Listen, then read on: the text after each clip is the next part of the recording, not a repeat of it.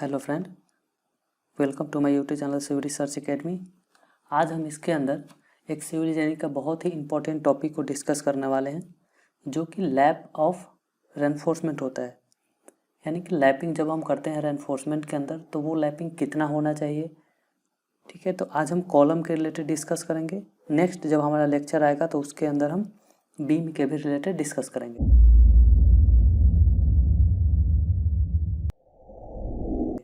So friend, सबसे पहले हमें ये जानना है कि लैप लेंथ होता क्या है। जैसे कि आपको स्क्रीन पे दिख रहा होगा, लैपिंग क्या है कि जब भी क्या होता है, जब आप रेनफोर्समेंट यूज करते हो किसी भी कंस्ट्रक्शन के लिए, तो आपको रेनफोर्समेंट का मैक्सिमम लेंथ कितना होता है, 12 मीटर, यानी कि 40 फीट के आसपास होता है। बट जब आप स्ट्रक्चर को बनाते हो तो उस समय क्या होता है, बीच में उनको आपको ज्वाइंट करने की ज़रूरत पड़ती है।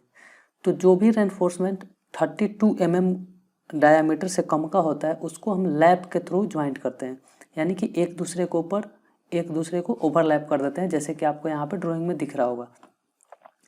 ठीक है, तो फ्रेंड आज हम इसी के ऊपर रेगुलर पूरा डिस्कस करेंगे कि जो लैपिंग जोन कहाँ पे क्रिएट होता है कॉलम के अंदर। जब लैपिंग आता है तो हमारे टाई बार पे क्या इफेक्ट होता है, ऐसे करके हम आगे डिस्कस करेंगे। सो फ्रेंड, सबसे पहले अगर हम डिफिनेशन में क्या आता है आपको यहाँ पे दिखे, जैसे कि overlapping length of two reinforcement bar for achieving the desired design length. जैसे कि आपने रेनफोर्समेंट डिज़ाइन किया, उसमें आपको जितना रेनफोर्समेंट चाहिए होता है उतने के रिस्पेक्ट में हमारा रेनफोर्समेंट नहीं आ पाता है। उसके लिए हमें क्या करना होता है, ज्वाइंट करना होता है वहाँ पे। जैसे कि क्या हुआ, जैसे एक आपने 16 mm बार नीचे से आप लेके गए फर्स्ट फ्लोर पे, जब वो सेकंड फ्लोर पे गया तो वो 12 mm का हो गया। तो उस केस में क्या करना है, हमें एक दूसरे को ज्वाइंट करना पड़ेगा। हमें चाहिए था वहाँ 6 मीटर बार, बट जब हम नीचे से लेकर गए तो वो क्या हुआ, वो 5.5 मीटर पे ही ख़त्म हो गया। ठीक है, तो हमें फिर उसके लिए ऐड करना पड़ेगा। तो उस जगह पे हम क्या करते हैं, ओवरलैपिंग यूज करते हैं। तो इस ओवरलैपिंग को किस तरह से, मैंने यहाँ पे एक सेक्शन दिखाया हुआ है। यहाँ पर आप देखो, एक भी रेनफोर्समेंट यहाँ पे आया हुआ है, दूसरा इसके ऊपर ओवरलैप होके फिर यहाँ से ज्वाइंट होने के बाद फिर आगे इंक्रीज हुआ है। इसी को हम लैपिंग बोलते हैं। ठीक है, ये लैपिंग जोन है और इसको लैपिंग ऑफ रेनफोर्समेंट बोला जाता है। फिर लैंप लेंथ इन कॉलम क्या होता है, जो भी प्रोसीजर है कैलकुलेशन करने का वो IS 456 में दिया हुआ है। ठीक है, कॉलम के रिलेटेड जितने भी डिटेल्स हैं, स्प्लाइसिंग, जो स्प्लाइसिंग होता है, आप इसमें कंफ्यूज नहीं होना है, स्प्लाइसिंग और लैप लेंथ एक ही होता है। लैपिंग ऑफ रेनफोर्समेंट और स्प्लाइसिंग ऑफ रेनफोर्समेंट एक ही चीज़ होता है। अब हमारा लैप लेंथ इन कॉलम आ जाता है, तो लैप लेंथ इन कॉलम में क्या क्या आएगा फ्रेंड, इसको हम ध्यान से देखते हैं। ये एक स्लैब है, नीचे भी स्लैब है। ओके, इसके बीच में कॉलम लगा हुआ है, तो इसमें क्या होता है, L/4 और L/4। एक क्लियर जो लेंथ हमारा L दिया हुआ है, कैपिटल L क्या होता है, जब आपने क्लासेस में पढ़े होंगे तो आपको पता होगा, कैपिटल L जो होता है वो क्लियर डिस्टेंस होता है इस स्लैब से ऊपर स्लैब के बीच में। तो इनके बीच का जो डिस्टेंस है L/4 और L/4, ऊपर से भी L/4 और नीचे से भी L/4। ठीक है, इसको हमने डिनोट किया हुआ है जोन में, तो जोन A और जोन A। जो जोन A है उसके अंदर हम स्प्लाइसिंग या जिसको लैपिंग बोलते हैं वो कभी भी प्रोवाइड नहीं करना चाहिए। इसको क्यों नहीं करना चाहिए, क्योंकि यहाँ पे मैक्सिमम जो मोमेंट होता है वो मैक्सिमम होता है। ठीक है, जो भी लैटरल फोर्सेस जनरेट होती है इसके अंदर, तो इस जोन में जो हमारा मोमेंट होता है वो मैक्सिमम होता है, तो उसको अवॉइड करते हैं हम L/4 पे। ठीक है, ऊपर से भी L/4 और नीचे से भी L/4। फॉर एग्जांपल मान लो आपने 3600 mm का एक आपने कॉलम बनाया, यानी कि 3.6 मीटर का। तो आपने क्या करना है, L/4 और L/4। ठीक है, यानी कि 900 यहाँ से और 900 यहाँ से, ये दोनों आपने ध्यान रखना है कि जो ए जोन क्रिएट हो रहा है ऊपर में वो 900 का हो रहा है, नीचे भी 900 का ए जोन क्रिएट हो रहा है। तो कभी भी हमारा जो लैपिंग आएगा वो इस 900 mm और इस 900 के mm में नहीं आना चाहिए। ओके, तो आपने जो कटिंग लेंथ करवाना है, जब रेनफोर्समेंट आप कटिंग करते हो कॉलम के लिए, तो उस समय इस बात का हमेशा बहुत ही अच्छे से ध्यान रखना होता है।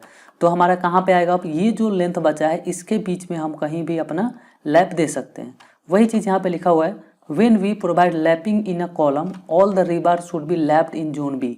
जो ये जोन बी है सारे के सारे रेनफोर्समेंट कहाँ पे लैप होने चाहिए, जोन बी के अंदर, shown in the drawing.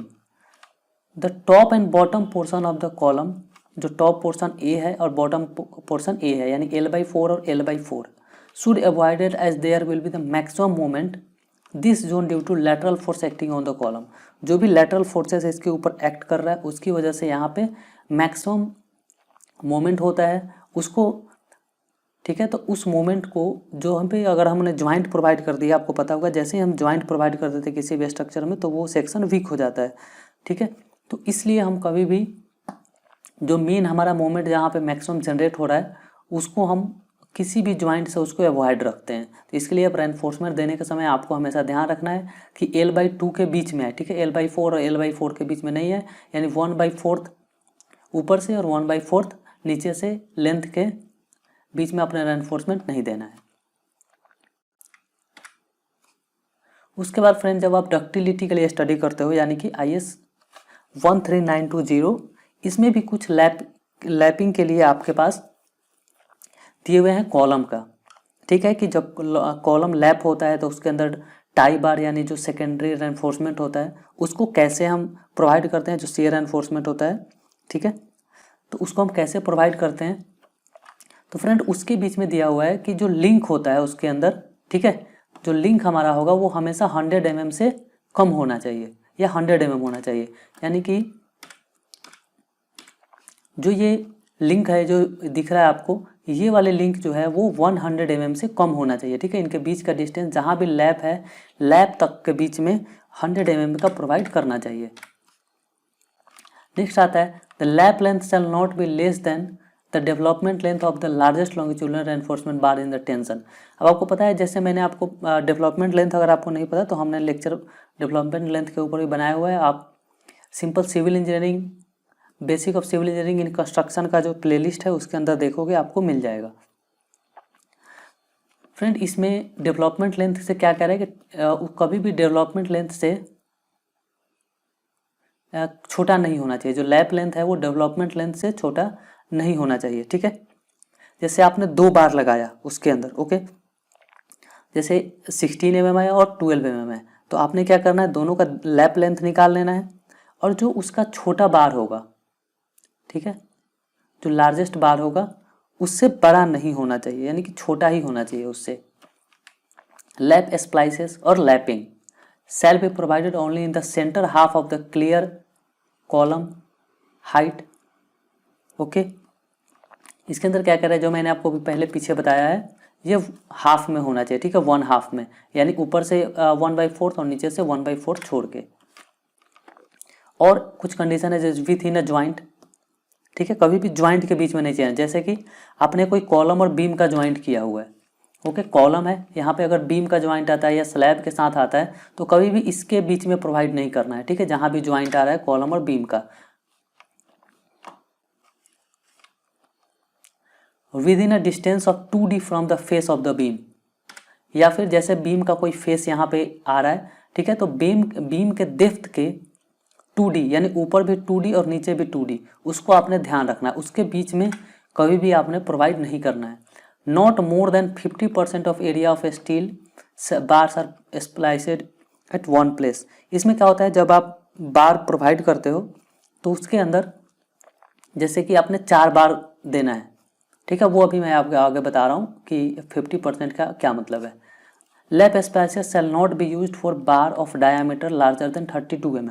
जैसे ही आपका बार जो है उसका डायमीटर 32 mm के ऊपर जाता है तो वहाँ पे हम क्या होता है, लैपिंग नहीं करते हैं, उसके अंदर हम मैकेनिकल स्प्लाइसिंग करते हैं, मैकेनिकली ज्वाइंट करते हैं। जैसे उसको या तो वेल्डिंग कर देते हैं या फिर उसमें थ्रेड बना के उसको वहाँ पे नॉट एंड बोल्ट से टाइट करते हैं, ठीक है।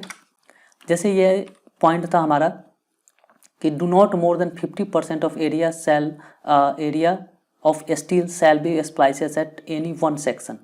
जैसे कि आपने एक सेक्शन कोई क्रिएट कर लिया, ओके, जैसे मान लिया आपने कि आपने 50D के बराबर रेनफोर्समेंट देना है, ठीक है, तो कभी भी आपने जैसे 4 बार है, 50% बोला हुआ है तो 50% का मतलब क्या है, जैसे 4 बार है तो वहाँ पे 2 बार आ जाएगा, तो आपने ध्यान रखना है कि जो 2 बार है वो एक साथ ज्वाइंट नहीं होना चाहिए। जैसे यहाँ पे आपने देखा एक साथ लैपिंग है, ऐसे नहीं होना चाहिए, सेम लेवल बने, उसका थोड़ा सा लेवल में डिफरेंस होना चाहिए।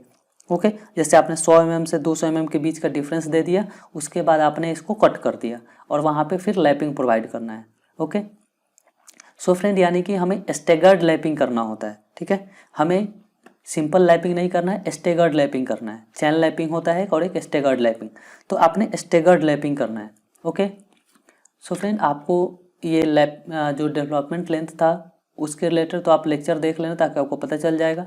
जो हमारा लैपिंग ऑफ रेनफोर्समेंट है आपको समझ आ गया होगा। ठीक है, अगर इसके लिए कोई भी आपका क्वेरी है तो आप हमें कमेंट बॉक्स में आप इजीली लिख सकते हो। ठीक है, okay, thank you so much.